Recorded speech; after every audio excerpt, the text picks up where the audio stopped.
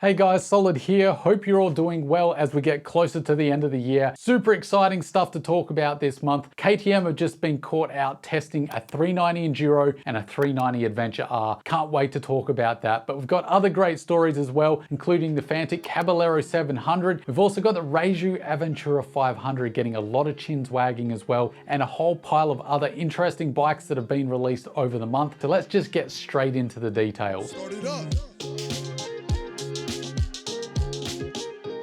So the heavens have answered our call and more spy shots have dropped of what looks like to be a KTM 390 Enduro, yes, thank the adventure gods, and what looks like to be a more hardcore rally version of the 390 Adventure. Whether it's going to be called the 390 Adventure R or the 390 Rally remains to be seen, but it definitely looks like a more off-road capable version of the 390 Adventure. Now, of course, these are spy shots, so nothing is for sure. You've got to remember that, but there's a few things that suggest that these are legitimate. One, that definitely is the 390cc single that we've seen out of all the 390s from KTM. That's a KTM motor through and through. The other thing that gives me confidence here is that I've been tracking this for a while, and the early developments of this bike that we've seen, although the aesthetics are a little bit different, the actual frame, motor and suspension look in very similar places along that development, and you can see the lineage in design here a little bit. So specs obviously are just straight off the images. 390cc's, 42 horsepower, great little gem of a motor. A bit too revvy in the Adventure model if you ask me, very road biased motor. I do hope that KTM maybe have addressed that. I do have my doubts as that is another cost, so I'm not sure whether they'll do it, but I sure hope they would, especially for the dual sport motor, having that tractor factor ready to go rather than all your power up top. The other thing we can see is plenty of ground clearance. That WP suspension looks long travel and up to the task. We can see this definitely looks like a 21-inch front wheel. Hard to tell what the rear is. Hoping it's an 18 and not a 17. Knowing KTM and their Ready to Race moniker, I think it will be an 18. We can see that the rider triangle is a classic dual sport adventure bike, upright, nice rider triangle. It looks fairly comfortable. You can see the nice big fairing and wind protection on the Rally or Adventure R version. You can also see a TFT screen as well. I think KTM have looked at the success of the 300L and the 300 Rally. The Enduro to me looks like a classic dual sport. Bare bones, ready to do anything thrown at it. Nothing fancy bolted to it, but very, very capable. My kind of motorcycle. Light, decent off-road, can still do the on-road, but will get you through absolutely everything you put in front of it. It may not be the prettiest, but you'll get through. The only complaint I have about that Enduro is that underslung exhaust. And then if you throw your eye to the Adventure or the Rally version, as I like to think of it, it's basically a 300L Rally competitor from KTM. You've got that tall screen, the fairing for wind protection. You might have a bigger tank, we can't really tell from the images, but you still got the same amount of off-road capability, and it looks like the Enduro and this Adventure R or Rally version from KTM are basically the same bikes, just like the 300L and the 300 Rallies. I know they're going to be fairly light. Are they going to be super lightweight? If anyone can do it, it's KTM. But more than the spy shots, there's been an interesting development. What KTM have done is actually put up a release schedule for us to follow. Now, shout out to Alex on Instagram for sending this through, and what it shows is the release schedule of their bikes coming out. It doesn't say what bikes. So looking at the schedule here, we know now that the 890 Adventure and Adventure R were part of that stage 1 and 2.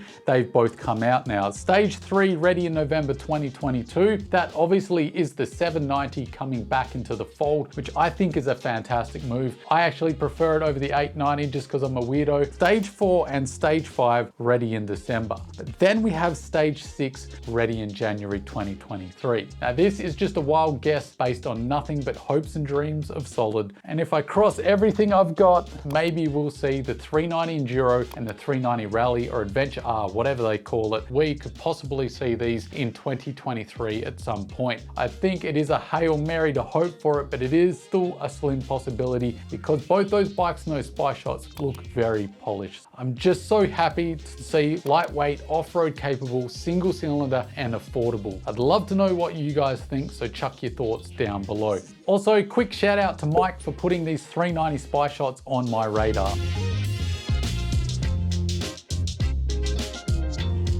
So it's a 500cc parallel twin making 47 horsepower. We know the motor is straight out of the Honda CB500X, made under license maybe by Lawson, which is one of the biggest engine and motorcycle manufacturers in China. Why all the hype? Well, I think a lot of people look at this bike and think this is what Honda could have done with the CB500X, because it does have the heart of the CB500X motor, but attached to it is a 21 18-inch wheel setup, and of course the 30 liters of petrol that it can carry with the tank up front and the rear tank attached as well. The one concern I have is the weight. The CB500X has never been light, so it will probably tip the scales, and it looks like it's stated at about 205 kilos. And yes, it is very exciting to see a bike that Honda has refused to make that we really wanted in an off-road capable CB500X. But this is where I'm going to burst your bubble a little bit, because there are a lot of question marks that I have about this motorcycle. So Reju, if I'm pronouncing that right, is a Spanish brand, but this bike is actually Chinese and has been in China for quite some time, called the Hangzhang 500 ADVs. This is basically a copy of that bike with the Reju stickers all over it. But what worries me are a few things about this bike. The first one is the CB500X motor. That is a fantastic motor, but the murkiness around whether they have the rights to use it or not is really hard to tell. I'm not saying that they don't have the rights or they do have the rights. I'm just saying it's very hard to tell, which makes me concerned. It should be very clear cut. The other thing is getting information, contacting dealers, and really getting parts and support. That is the question I also have. I'm still really excited to see what this bike is capable of, because I really think it answers a part of the market that Honda just haven't bothered servicing. So with that affordability and that capability and that long range, does that mean you are willing to forgo the risks that I stated in order to get the bike that you want?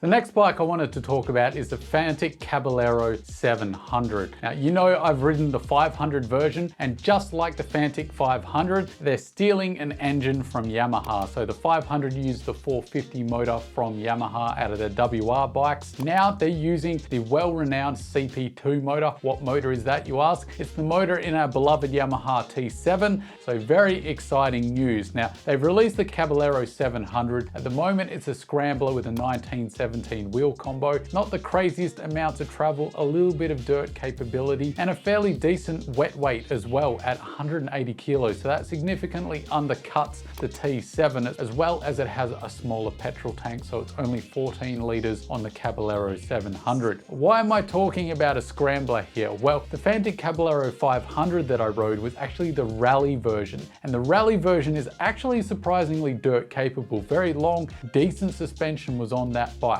It's not a stretch of the imagination for them to release a rally version with longer, more capable suspension with more travel, making it even more off-road capable. Given it's significantly lighter than the Yamaha T7, and it looks really good, and I can tell you in person they look just as good as well. The only thing that makes me hold back a little bit with these Fantics is the price. They are a little bit pricey because they're scramblers. This 700 in its current guise is $9,500 US. Quite excited to see what Fantic have in store for us. Love to know your thoughts as well. Chuck them down below. The next bike I want to talk about is another heavily requested one, and that's the Cove 800X Super Adventure, another Chinese adventure bike. This one has some really interesting specifications. What they're claiming is 95 horsepower, 81 Newton meters of torque. Of course, that much needed 2118 combo. It also carries 22 liters of fuel in its petrol tank, so a decent tank size. And the most interesting thing that I think has got so many people excited about this adventure bike is the weight. Dry, they're claiming that this bike is 165 kilos. And get this, the total mass, which I think they mean is the wet weight or the curb weight, they're claiming 183 kilos. Do I believe it? Not really. So this brings me to two questions. Either they're correct, which makes me think, how the hell did they get to that lightweight with being a fairly affordable Chinese motorcycle, which makes me worry about the longevity, or that they're just telling porcupines. The third option, of course, is that my skepticism is unwarranted. This is just really great development. I'd love to be surprised, but I really am skeptical at this point. Let me know your thoughts.